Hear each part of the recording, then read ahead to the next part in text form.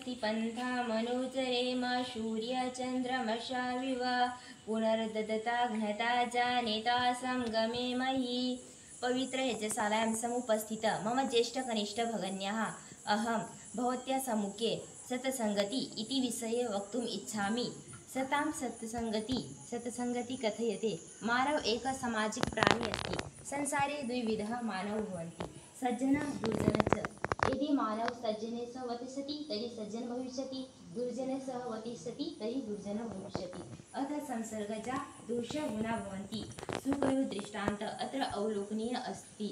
सत्सङ्गते प्रभाव स्पष्ट कुर्वन् कुश कथयति। अहं मुनीनां वचनं शृणोति चाशो यवनस्य वाक्यं न तस्य दोषो न च मे गुणोऽयं संसर्गजा दोषगुणा भवन्ति।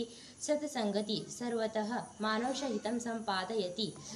एतत् एव भर्तृहरिः भ्रणति।